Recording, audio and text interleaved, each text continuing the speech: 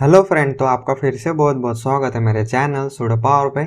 और इस एपिसोड के अंदर हम लोग ऑर्डर की एपीआई बनाने वाले, जिसके अंदर हम लोग यूज़र का ऑर्डर हम लोग प्लेस करेंगे, एडमिन को लॉगिन करेंगे। उसके अंदर हम लोग चेक कर सकते हैं कि कौन सी यूज़र ने कितने ऑर्डर प्लेस किया हुआ है, तो वो सब हम लोग देख सकते हैं।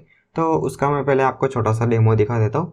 तो पिछले एपिसोड के अंदर हम लोगों ने कुछ इस तरीके से प्रोडक्ट ऐड करना, फिर लॉगिन करना, तो वो सब हम लोगों ने बनाया था। जैसे मैं अभी एडमिन को लॉगिन करता हूँ, तो एडमिन को मैंने लॉगिन किया। अभी ऑर्डर के अंदर जाता हूँ मैं, तो फिलहाल तो यहाँ पे कुछ भी नहीं दिखाएगा क्योंकि एक भी ऑर्डर अभी तक आया नहीं है।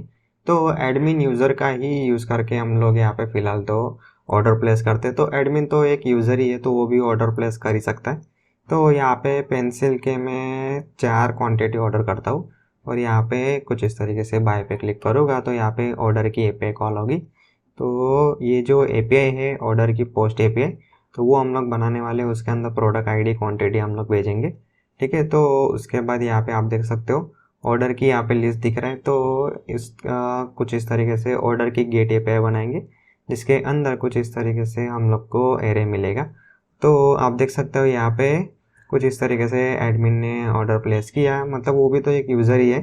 तो प्रोडक्ट के अंदर पेंसिल यहाँ पे दिखा रहा है, क्वांटिटी यहाँ पे दिखा रहा है 4, ठीक है। तो अभी मैं क्या करता हूँ, इसको मैं कर देता हूँ लॉग आउट, और अभी हम लोग सिंपल यूज़र से हम लोग लॉगिन करते हैं। जैसे यहाँ पे है सुडो EMP करके मैंने एक यूज़र बनाया हुआ है गूगल के अंदर।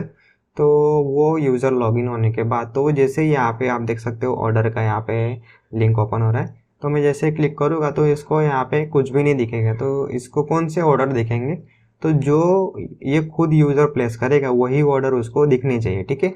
तो अभी हम लोग फिर से होम पे जाते हैं, और ये जो कलर बॉक्स है वो हम लोग यहाँ पे ऑर्डर करते हैं। क्वांटिटी में 2 चूज़ करता हूँ, बाय पे क्लिक करूँगा तो यहाँ पे ऑर्डर प्लेस हो गया। तो आप देख सकते हो यहाँ पे कस्टमर का नाम, वो खुद का नाम यहाँ पे दिखा रहा है सुडो EMP। प्रोडक्ट उसने चूज़ किया था कलर बॉक्स, और यहाँ पे क्वांटिटी यहाँ पे बता रहा है 2, और ये जो डेट है वो भी हम लोग डेटाबेस के अंदर स्टोर करेंगे। तो यहाँ पे अभी ये सिंपल यूज़र है, ठीक है। तो उसको खुद का खाली उसका ही ऑर्डर दिखाएगा, किसी दूसरे यूज़र का ऑर्डर उसको नहीं दिखाएगा। तो वो हम लोग बैकएंड के अंदर कैसे मैनेज करेंगे वो मैं आपको दिखाऊंगा। लेकिन अभी ये जो ऑर्डर प्लेस किया हुआ यूज़र ने, तो ये तो एडमिन को भी दिखना चाहिए। तो अभी हम लोग इसको लॉग आउट करते हैं, एडमिन को हम लोग लॉग इन करते हैं, और देखते हैं कि एडमिन को ऑर्डर के अंदर क्या दिखता है।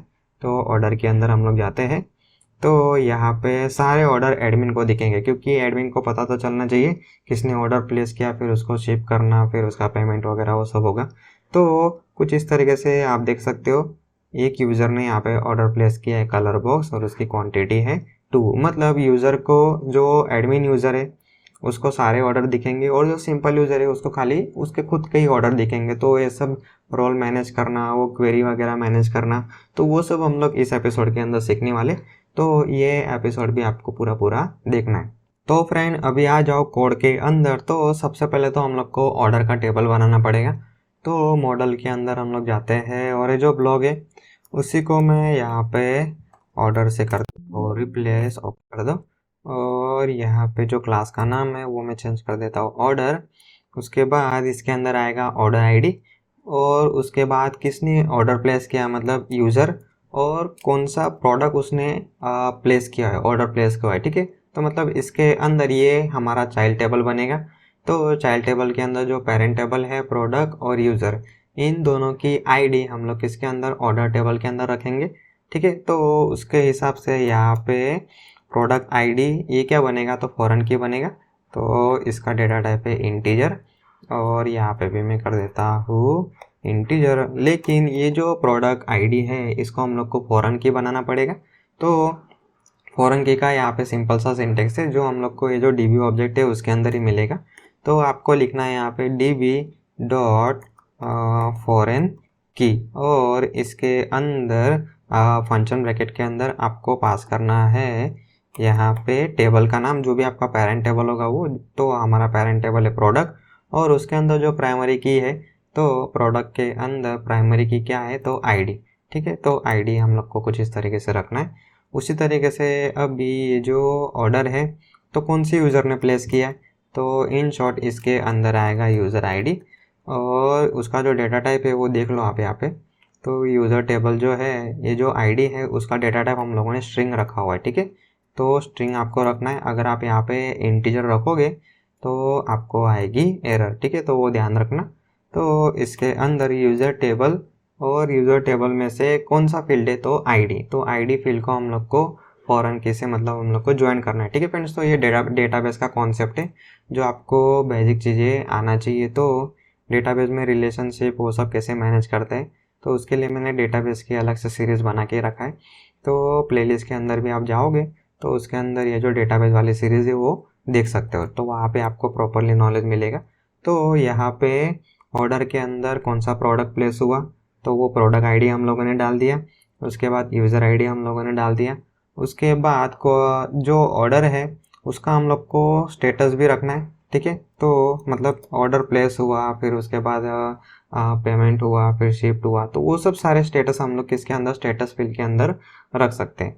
तो उसका जो डेटा टाइप है वो हम लोग फिलहाल रखते हैं स्ट्रिंग। और ये जो यूज़र आईडी है इसको आपको यहाँ पे str रखना है क्योंकि वो है स्ट्रिंग, ठीक है। तो उसके बाद स्टेटस हो गया, और उसके बाद ये हम लोग को उसके अंदर रखना है डेट, मतलब कौन से डेट पे ऑर्डर प्लेस हुआ। तो यहाँ पे और एक फील्ड हम लोग ऐड कर देते हैं जो है ऑर्डर डेट। और ये जो लास्ट वाला है उसका फ़िलहाल तो हम लोग को काम नहीं है, उसको निकाल देते। तो ये जो डेट फील्ड है उसका जो डेटा टाइप है वो हम लोग को रखना है डेट, और उसके बाद टाइम। तो यहाँ पे टी कैपिटल होना चाहिए। और इसके अंदर हम लोग है ना डिफ़ॉल्ट वैल्यू सेट कर देंगे। तो डिफ़ॉल्ट वैल्यू मैं फ़िलहाल यहाँ पे सेट कर देता हूँ डेट टाइम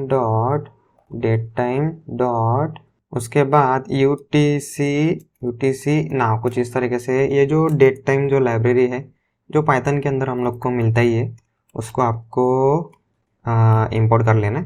तो ये जो लाइब्रेरी है इसमें से हम लोग को ये फंक्शन मिलता है, मतलब ये स्टैटिक आप मेंबर बोल सकते हो, जो क्या करेगा जब भी हम लोग डेटाबेस के अंदर मतलब ये ऑर्डर मॉडल के अंदर डेटा डालेंगे तो ये वाली जो फील्ड है उसको हम लोग स्किप कर देंगे, और जो डिफ़ॉल्ट वैल्यू जो है जो भी सिस्टम में करंट होगा डेट टाइम वो ऑटोमेटिकली ले लेगा, ठीक है। तो मतलब यूज़र जैसे ही ऑर्डर प्लेस करता है तो वो डेट चूज़ नहीं करता है, ठीक है, ये डेट को मुझे ऑर्डर करना है, तो वैसा नहीं होता है। जिस दिन वो ऐड टू कार्ट करता है, पेमेंट करता है, उसी दिन का जो डेट होता है वो हम लोग डेटाबेस के अंदर सेव कर लेते हैं। मतलब वो यूज़र से मांगने की हम लोग को ज़रूर नहीं है। इसलिए यहाँ पे ऐसे सिचुएशन में हम लोग कुछ इस तरीके से जो डेट टाइम डिफ़ॉल्ट वैल्यू है वो हम लोग रख सकते हैं, ठीक है। तो कुछ इस तरीके से अभी हमारा मॉडल बन गया। तो इसको अभी हम लोग करते हैं सेव, रन करके देखते हैं। तो रन हम लोग अभी करते हैं poetry run flash run hyphen debug, और देखते हैं यहाँ पे कुछ एरर तो नहीं आ रहा है, मॉड्यूल नॉट फाउंड बता रहा है। तो यहाँ पे हम लोगों ने एक्चुअली फाइल को रीनेम किया था, तो उसको हम लोग को यहाँ पे चेंज करना पड़ेगा ऑर्डर। तो एक्चुअली हम लोगों ने ये जो ब्लॉक का जो राउट बना है उसके अंदर हम लोगों ने ऑर्डर को इंपोर्ट किया हुआ है, तो उसके अंदर तो अभी ब्लॉक है ही नहीं। तो फिलहाल तो हम लोग क्या करते हैं, इसको हम लोग कमेंट में रख देते हैं। तो यहाँ पे जो इंपोर्ट किया है उसको भी हम लोग कमेंट कर देते हैं, और फिर से रन करते हैं। तो अभी एरर नहीं आनी चाहिए। तो अभी सक्सेसफुली रन हो गया, और डेटाबेस के अंदर वो टेबल बना देगा। तो डेटाबेस के अंदर जाके मैं आपको दिखा देता हूँ, यहाँ पे टेबल बन गया होगा। तो ये है हमारा डेटाबेस, और कुछ इस तरीके से 3 टेबल थे। तो इसको हम लोग राइट क्लिक करते हैं, करके रिफ्रेश करते हैं, तो आप देख सकते हो यहाँ पे ऑर्डर का टेबल बन गया, ठीक है। तो मतलब हमारा जो अभी जो हम लोगों ने मॉडल बनाया ऑर्डर डॉट पी वाई के अंदर ये सक्सेसफुली एग्जीक्यूट हो गया और टेबल बन रहा है, मतलब इसके अंदर कोई भी अभी फ़िलहाल सिंटेक्स प्रॉब्लम नहीं है, ठीक है। तो अभी हमारा टेबल बन गया। अभी नेक्स्ट हम लोग को क्या करना है, तो जाना है यूज़ केस के अंदर ब्लॉक डॉट पी वाई, तो इसी को हम लोग रीनेम कर देते हैं, और इसके अंदर ऑर्डर की जो एपीआई है वो हम लोग इसके अंदर ऐड करते हैं। तो इसके अंदर ऑर्डर के अंदर गेट बाय आईडी का भी काम नहीं है, ऑर्डर को हम लोग को अपडेट डिलीट भी नहीं करना है। तो फिलहाल हम लोग एकदम सिंपल सा ऑपरेशन रखते हैं। तो सबसे पहले तो वो ऑर्डर प्लेस कर सकता है, मतलब क्या करेगा यूज़र, ऑर्डर को ऐड करेगा, मतलब पोस्ट एपीआई हम लोग बनाएंगे, और उसके बाद ऑर्डर को फैच करेगा, मतलब गेट एपीआई बनाएंगे, ठीक है। तो अभी फ़िलहाल तो जहाँ जहाँ ब्लॉक है वहाँ पे मैं कर देता हूँ ऑर्डर ऑर्डर ऑर्डर,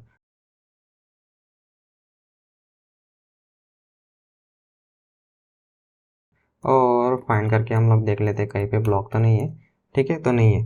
तो अभी हम लोग ऑर्डर को ऐड करते हैं। तो उससे पहले इसको हम लोग रख देते हैं ट्राई कैच के अंदर। उसको ट्राई कैच के अंदर रख दिया। तो अभी ऑर्डर के जो पोस्ट एपीआई है जब फ्रंट एंड से जब कॉल होगा तो फ्रंट एंड के अंदर मैं आपको दिखा देता हूँ।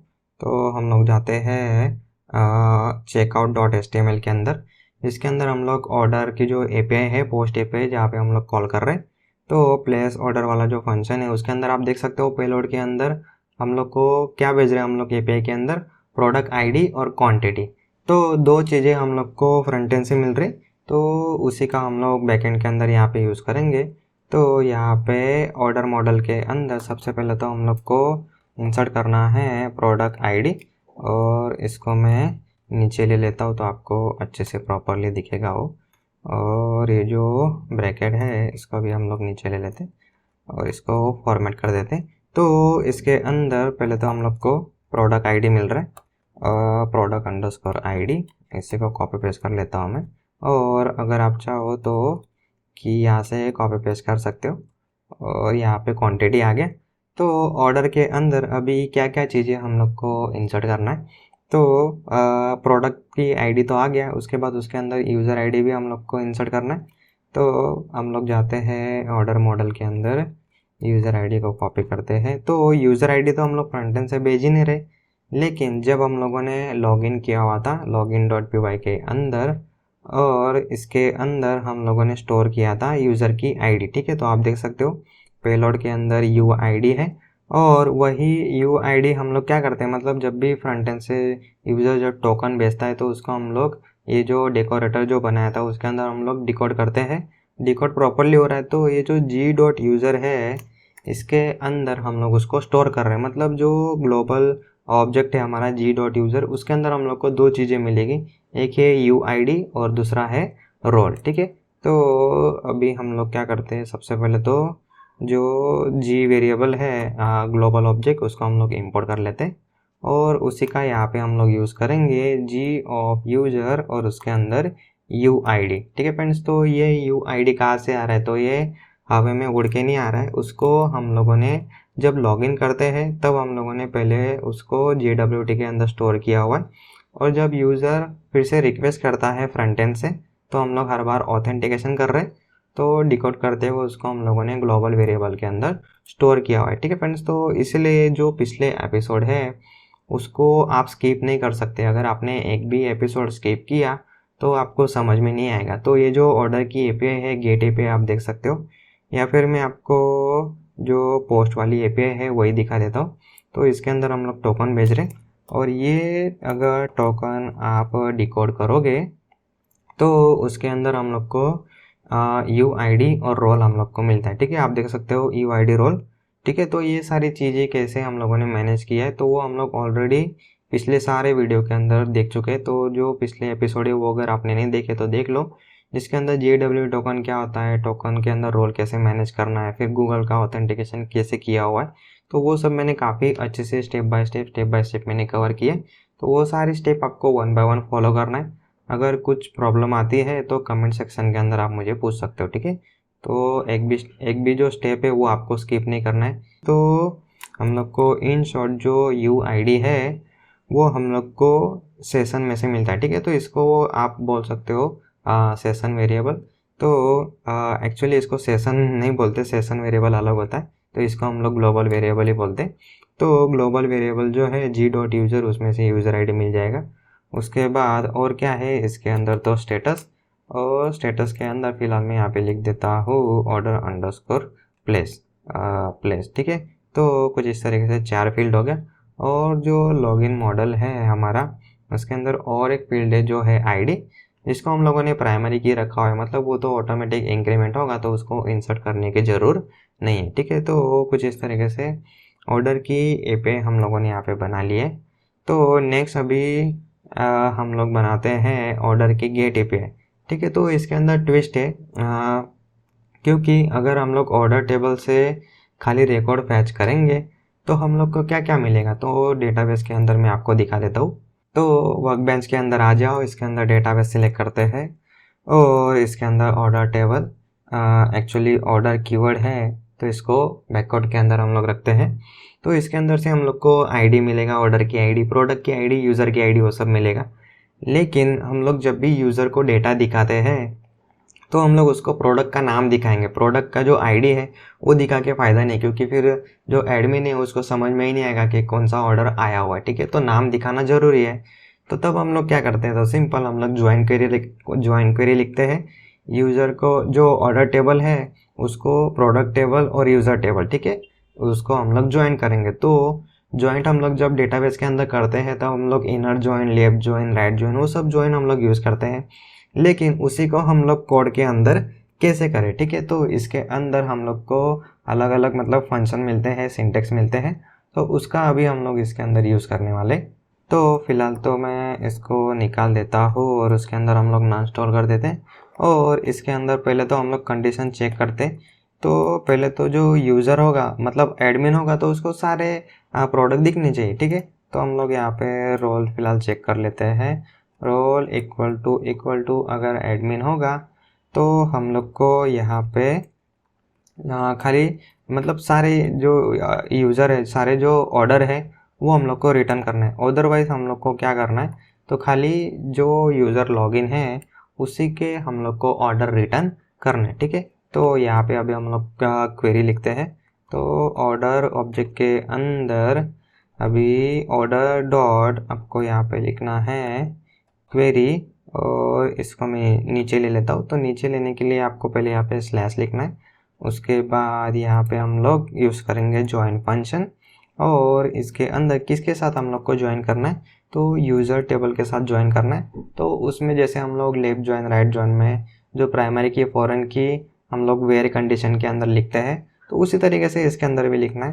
तो order dot user underscore ID equal to होना चाहिए यूज़र टेबल का आईडी, ठीक है फ्रेंड्स। तो सिंपल सा सिंटेक्स है, वही आपको यूज़ करना है। उसी तरीके से इसको कॉपी पेस्ट कर लेता हूँ मैं, और प्रोडक्ट टेबल के अंदर हम लोग को ज्वाइन करना है। तो प्रोडक्ट टेबल आ गया और उसको हम लोग इंपोर्ट कर लेते हैं। इसको मैं निकाल देता हूँ और यहाँ पे यूज़र कोमा यहाँ पे प्रोडक्ट मॉडल, ठीक है, इंपोर्ट कर लिया। उसके बाद यहाँ पे हम लोग को कॉलम ऐड करना पड़ेगा। तो कौन कौन सी कॉलम हम लोग को पेरेंट टेबल से मतलब चाहिए, तो इसके अंदर यूज़र टेबल से हम लोग को यूज़र का नाम चाहिए, और प्रोडक्ट टेबल जो है उसमें से भी हम लोग को नाम चाहिए, और उसके बाद यहाँ पे स्लैश, और उसके बाद यहाँ पे सिंपल ऑल, ठीक है फ्रेंड्स। तो ये हम लोग को एक लाइन में अगर हम लोग ये पूरा सिंटेक्स लिखते हैं तो काफ़ी बड़ा हो जाता है, इसलिए नेक्स्ट लाइन में लेने के लिए कुछ इस तरीके से स्लैश का आप यूज़ कर सकते हो। राइट क्लिक करके फॉर्मेट डॉक्यूमेंट करो तो वो अच्छे से सेट हो जाएगा। तो फ्रेंड अभी ये क्वेरी जब एग्जीक्यूट होगा तो इसके अंदर हम लोगों ने कोई भी वेयर कंडीशन नहीं लिखा हुआ है, मतलब यूज़र आईडी अगर ये होगा तो वही रिकॉर्ड आएगा, ऐसा कुछ हम लोगों ने नहीं लिखा है। तो अभी एडमिन होगा तो सारे यूज़र इन शॉर्ट इसके अंदर रिटर्न होंगे। तो अभी हम लोग को क्या करना है, तो इसको मैं यहाँ पे पहले पेस्ट कर देता हूँ। अगर रोल एडमिन नहीं है तो हम लोग को क्या करना है, तो जो यूज़र लॉगिन है खाली वही रिकॉर्ड यूज़र को दिखनी चाहिए। तो इन शॉर्ट हम लोग को जो हमारा ग्लोबल यूज़र है g.user, इसके अंदर जो यूज़र आईडी हम लोगों ने रखा हुआ है तो वही यूज़र के हम लोग को इन शॉर्ट रिकॉर्ड रिटर्न करने। तो इसके अंदर हम लोग को मतलब और एक हम लोग को कंडीशन डालना है। तो कंडीशन हम लोग कैसे डालेंगे, तो इसके अंदर हम लोग को मिलता है फिल्टर फंक्शन। तो सिंपल इसके अंदर हम लोग कंडीशन रख सकते हैं। तो ऑर्डर टेबल में जो यूज़र आईडी है वो इक्वल टू होना चाहिए g.globalUser और उसके अंदर यूज़र आईडी, ठीक है। तो जहाँ पे ये कंडीशन मैच होंगी वही यूज़र हम लोग को सिंपल रिटर्न करेगा, ठीक है फ्रेंड्स। तो कुछ इस तरीके से ये लॉजिक है, काफ़ी सिंपल लॉजिक है, कुछ इसके अंदर रॉकेट साइंस नहीं है। ये सिंपल क्वेरी है जो हम लोग को सारे ऑर्डर रिटर्न करता है। इसके अंदर खाली हम लोगों ने पेरेंट टेबल के साथ ज्वाइन किया हुआ है। सॉरी, इसके अंदर हम लोग को प्रोडक्ट लिखना पड़ेगा, प्रोडक्ट डॉट आईडी, और इसी को कॉपी पेस्ट करके मैं यहाँ पे रख देता हूँ प्रोडक्ट डॉट आईडी, ठीक है फ्रेंड्स। तो इन शॉर्ट इसके अंदर सारे रिकॉर्ड रिटर्न होंगे ऑर्डर के, और इसके अंदर जो यूज़र लॉगिन है मतलब जैसे नॉर्मल यूज़र को मैंने लॉगिन करवाया था तो उसको खाली उसी के ऑर्डर दिखेंगे। तो कुछ इस तरीके से आप सिंपल इसको डिवाइड कर सकते हो। और अभी इसको अगर हम लोग यहाँ पे ऑर्डर जो ऑब्जेक्ट है इसके अंदर सारे रिकॉर्ड इसके अंदर स्टोर हो जाएंगे, ठीक है। तो उसको हम लोग प्रिंट करते हैं, लेकिन इसके अंदर एक प्रॉब्लम आता है क्योंकि ये हम लोगों ने 2-3 टेबल को हम लोगों ने ज्वाइन किया हुआ है, तो ये जो ऑब्जेक्ट है वो काफ़ी कॉम्प्लेक्स हो जाता है और उस सिचुएशन में ये जो JSON5 फंक्शन है वो काम नहीं करता है, ठीक है। तो इसको हम लोग पहले तो सेव करते हैं, रन करके हम लोग इसको चेक करते हैं। तो अभी हम लोग इसको सेव करते हैं, रन करके देखते हैं। पहले तो एरर क्या आता है वो मैं आपको दिखा देता हूँ। तो डेटाबेस के अंदर आप देख सकते हो ऑर्डर के अंदर फिलहाल तो कोई भी रिकॉर्ड नहीं है। तो हम लोग जाते हैं फ्रंट एंड के अंदर और यहाँ पे इसको मैं पहले तो लॉग आउट कर देता हूँ। सिंपल यूज़र से हम लोग पहले लॉगिन करवाते। ये सिंपल यूज़र लॉगिन हो गया, तो उसको खाली बाय का बटन दिखेगा और कलर बॉक्स के अंदर वो चूज़ करता है। फिलहाल तो 2 बाय पे क्लिक करता है। यहाँ पे ऑर्डर किए पे कॉल हो रही और तो यहाँ पे हम लोग को कुछ एरर आ रहा है, तो वो हम लोग देख लेते क्या है। तो यहाँ पे शायद उसको राउट मिल नहीं रहा है, तो हाँ यहाँ पे हम लोगों ने उसको कमेंट के अंदर रख दिए, तो इसलिए उसको राउट नहीं मिल रहा है। तो इसके अंदर ऑर्डर और इसके अंदर भी ऑर्डर और इसके अंदर भी ऑर्डर, ठीक है। तो हम लोगों ने फाइल के अंदर उसको रिप्लेस कर दिया था, तो उसको हम लोग अपडेट करना भूल गए थे। तो इसको फिर से मैं कर देता हूँ रिफ्रेश और यहाँ पे मैं चूज़ करता हूँ क्वांटिटी 2 बाय करते हैं। तो फ्रेंड आप देख सकते हो यहाँ पे हम लोग को सर्वर एरर आ रहा है 500 वाला। तो हम लोग देखते हैं जो हमारा पोस्ट ऑर्डर API है उसके अंदर क्या प्रॉब्लम है। तो यहाँ पे हम लोगों ने प्रिंट ई किया हुआ है, तो आप देख सकते हो यहाँ पे कंसोल के अंदर खाली यूज़र दिखा रहा है, तो एक्चुअली थोड़ा मतलब डिटेल में नहीं दिखा रहा है वो। तो यहाँ पे जो g.user है उसको यहाँ पे यूज़र मिल नहीं रहा है, तो वो क्यों नहीं मिलेगा, क्योंकि हम लोगों ने यहाँ पे जो टोकन है वो चेक ही नहीं किए। तो वो हम लोग को चेक करना पड़ेगा तभी ग्लोबल यूज़र सेट होगा। तो यहाँ पे जो हम लोगों ने डेकोरेटर बनाए थे प्रोडक्ट के अंदर, प्रोडक्ट के जो राउट है उसके अंदर हम लोगों ने यूज़ किया था should be admin login required होना चाहिए। यहाँ पे login required should be admin, तो वही कॉन्सेप्ट हम लोग यहाँ पे यूज़ करने वाले हैं। और लॉगिन रिक्वायर किसके अंदर, ये जो गेट है उसके अंदर भी लॉगिन होना ही चाहिए, तभी यूज़र को ऑर्डर दिखेगा।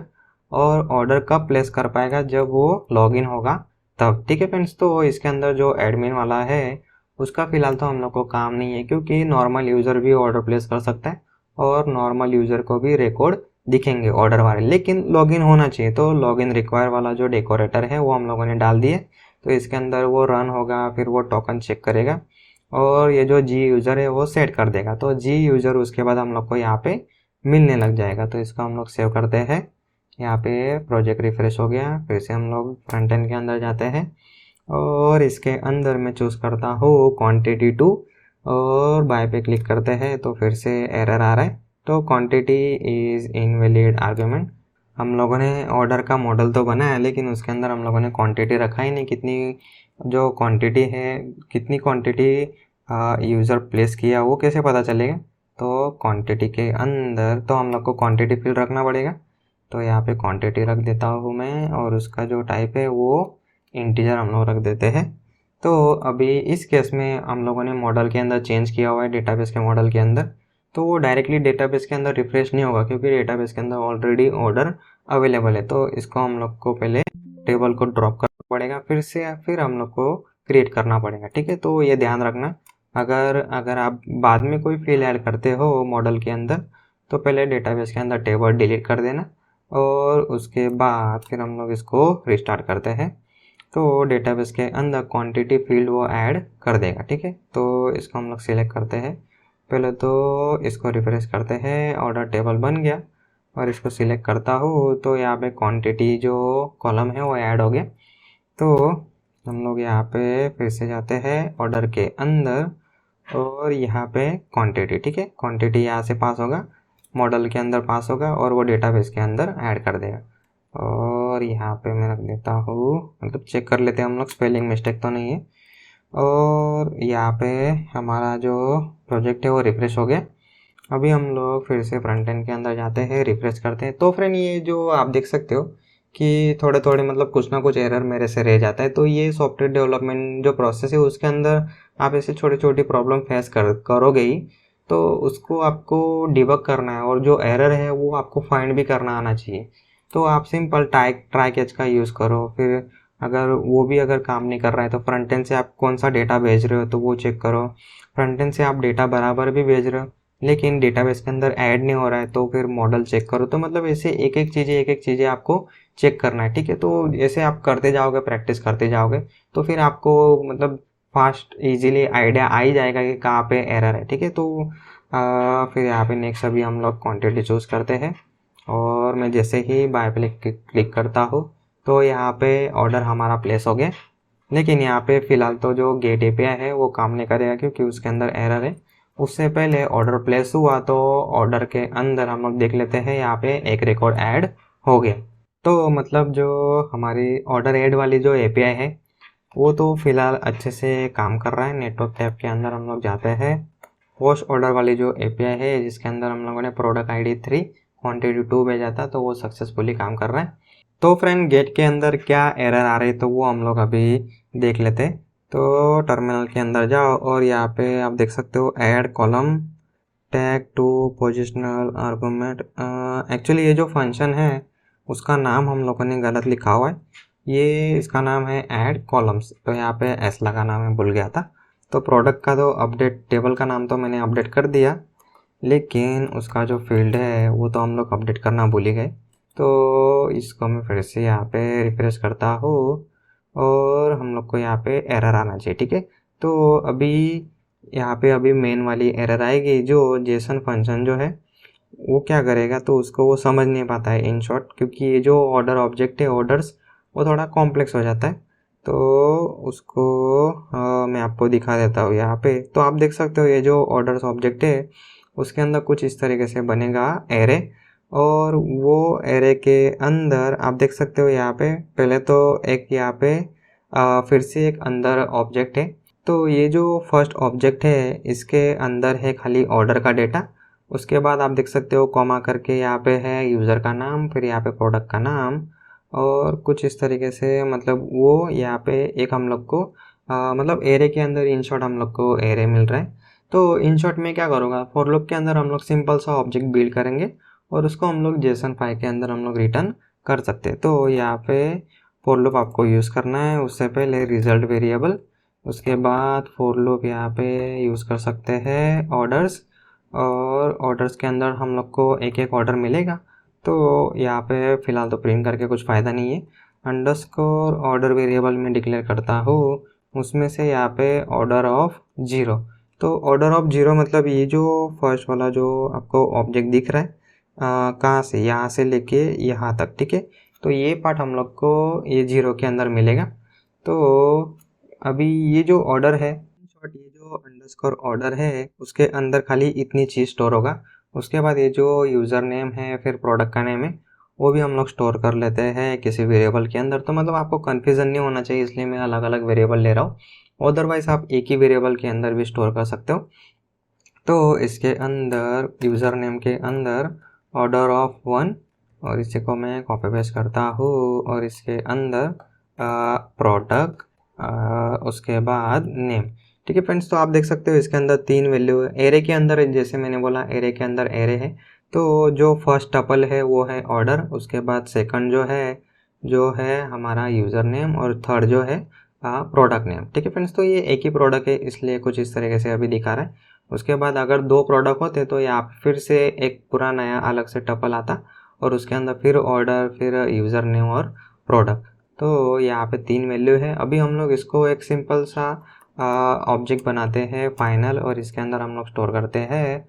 तो इसके अंदर सबसे पहले तो आईडी, तो आईडी हम लोग को ऑर्डर की आईडी हम लोग को भेजना है। तो अंडरस्कोर ऑर्डर डॉट आईडी, इसको मैं कॉपी पेस्ट करता हूँ और उसके बाद जो सेकंड फील्ड है वो हमारा होगा प्रोडक्ट आईडी। तो ऑर्डर टेबल में से प्रोडक्ट आईडी हम लोग को चाहिए। उसी तरीके से यहाँ पे यूज़र अंडरस्कोर आईडी, उसी को मैं यहाँ पे कॉपी पेस्ट कर लेता हूँ। उसके बाद यहाँ पे क्वांटिटी यहाँ पे हो गया, इसको हम लोग यहाँ पे कर देते हैं पेस्ट।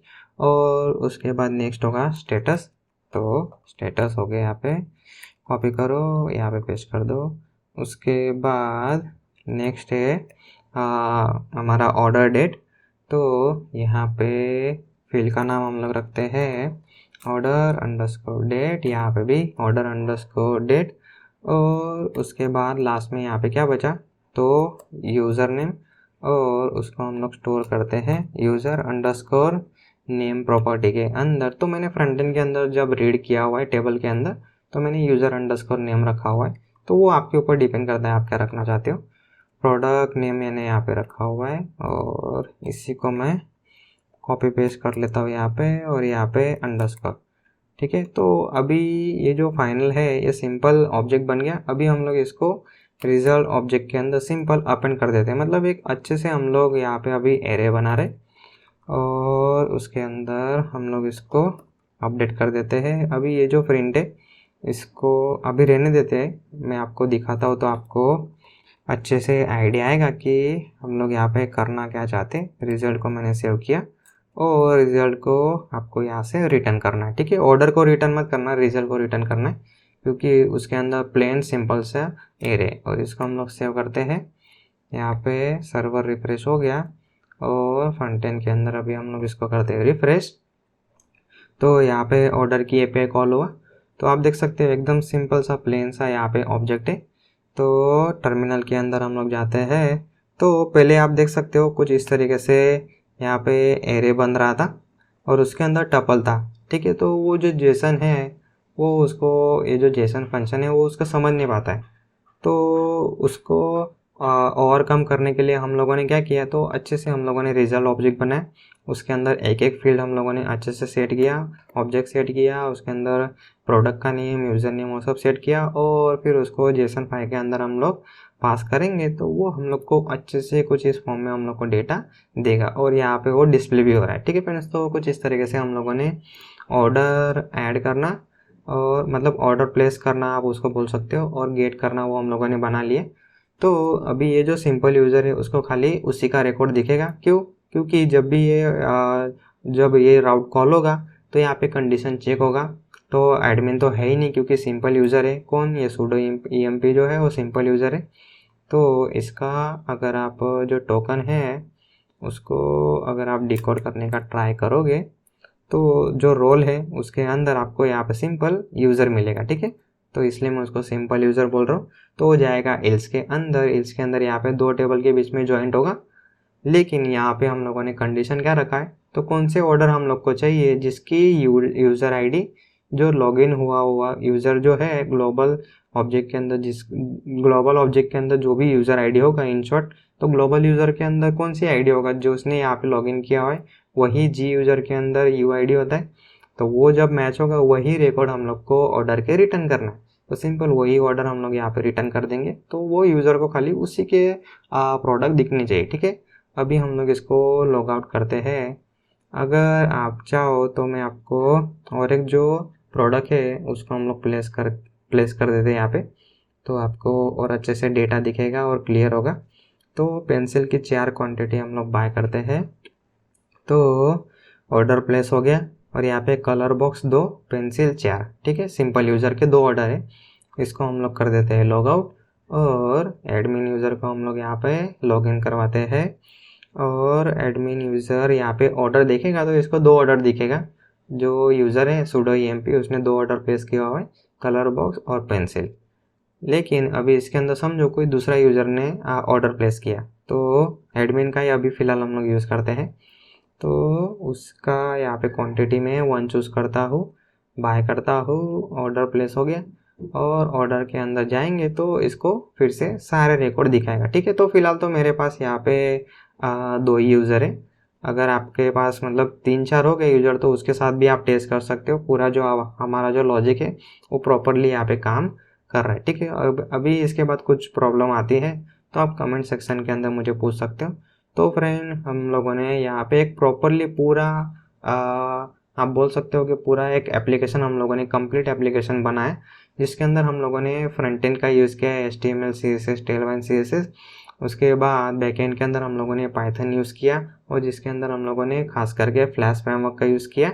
और उससे भी लोअर लेवल जो हम लोग बोलते हैं जो है हमारा डेटाबेस के अंदर हम लोग स्टोर करते हैं डेटा। ठीक है फ्रेंड्स, तो कुछ इस तरीके से हम लोगों ने पूरा प्रॉपर एप्लीकेशन अभी डेवलप कर लिया है। जो भी हम लोगों ने टेक्नोलॉजीज पीछे सारे पिछले एपिसोड के अंदर जो सीखे थे, HTML, फिर CSS, फिर image editing, GitHub, Bootstrap, Tailwind, CSS, Python, JavaScript, database, ये सारे टेक्नोलॉजी को हम लोगों ने अभी कंबाइन करके एक प्रॉपर एप्लीकेशन अभी हम लोगों ने यहाँ पे बना लिया है। ठीक है फ्रेंड्स, तो अगर आप कोई कॉलेज के अंदर जाओगे, कोई बड़ी यूनिवर्सिटी के अंदर भी जाओगे, तो उसके अंदर जो लास्ट ईयर में जो प्रोजेक्ट बनता है वो कुछ इस तरीके से बनता है, जिसके अंदर हम लोग सारे जो टेक्नोलॉजी है उसको हम लोग कंबाइन करके बैकएंड बनाते हैं, फ्रंट एंड बनाते हैं और डेटा भी यूज़ करें, प्रॉपर हम लोग प्रोजेक्ट यहाँ पे बनाते हैं। तो अगर आपने मेरे सारे एपिसोड वन बाय वन देख के अच्छे से प्रैक्टिस किया होगा तो आप ये जो एप्लीकेशन है वो बनाने के लायक हो जाओगे। ठीक है फ्रेंड्स, तो